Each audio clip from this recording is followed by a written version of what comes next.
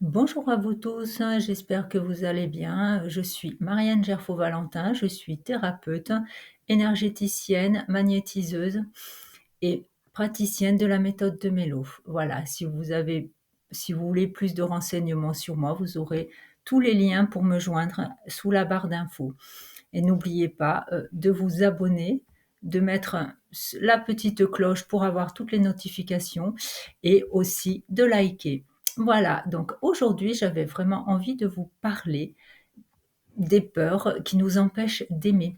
Ces fameuses peurs qui à la fois nous empêchent de nous aimer nous, mais qui du coup nous empêchent aussi d'aimer les autres et d'aimer l'autre et d'être aimé.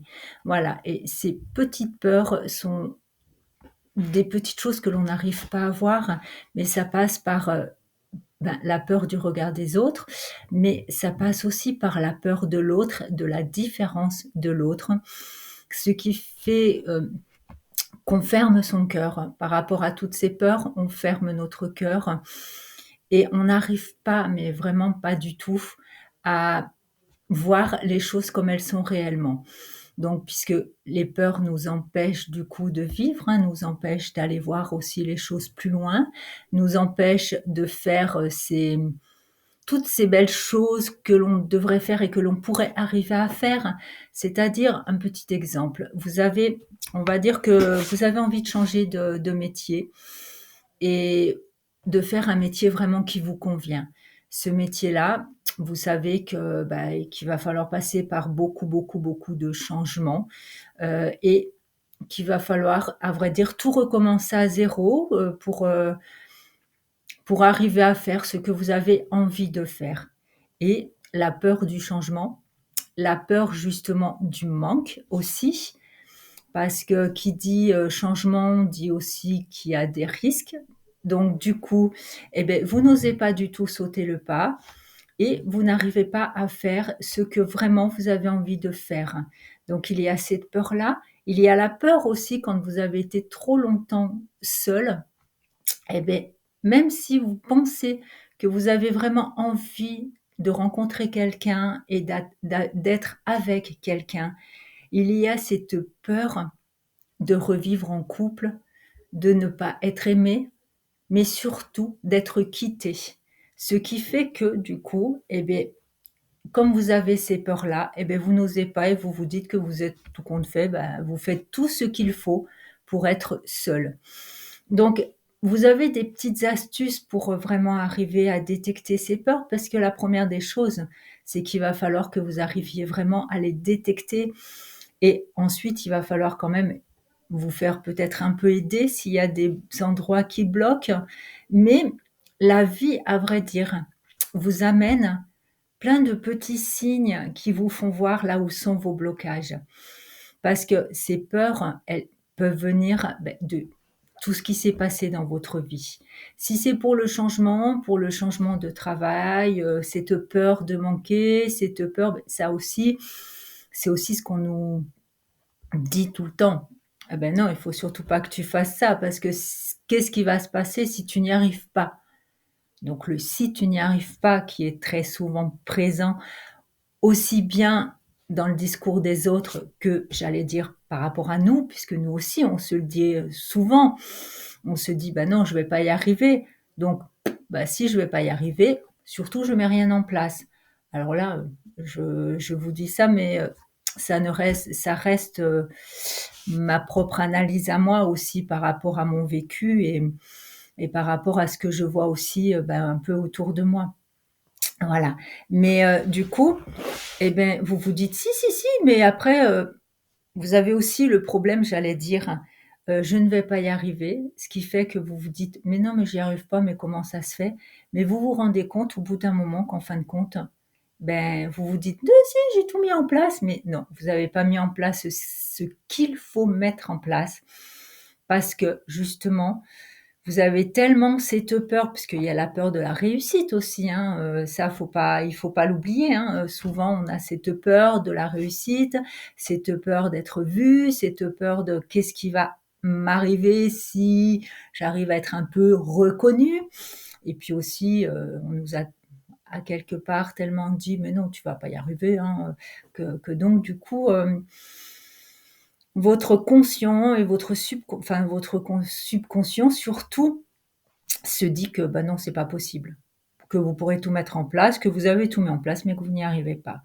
Alors que vous vous rendez compte au bout d'un moment, quand vous écoutez vraiment tout ce qui est, quand vous écoutez tout ce qui est toutes ces petits, signes qu'il y a, beh, vous vous rendez compte, et ben, que tout compte fait, non, vous n'avez pas mis tout en place parce que vous avez peur. Vous avez peur de réussir. Vous avez peur à la fois de réussir, mais vous avez peur aussi de ne pas réussir. En amour, c'est exactement pareil. Vous vous sabotez. Sitôt que vous allez faire une belle rencontre, eh ben, vous allez saboter cette belle rencontre parce que, ben, on ne sait jamais si des fois ça pouvait marcher, fonctionner. Donc vous allez surtout, bah, vous diriger vers des personnes qui ne sont pas faites pour vous. Donc comme ça, vous êtes au moins sûr que ça ne fonctionne pas. Donc ça, il va falloir pour arriver à changer tout ça, il va vraiment falloir que vous appreniez à vous aimer, vous. Une fois que vous vous aimez réellement, du coup, vous n'aurez plus peur d'être quitté et vous n'aurez plus peur que ça marche pas, puisque tout est normal. Vous vous aimerez assez, vous n'aurez pas besoin de cette béquille qui est là pour compenser ce qui est votre manque.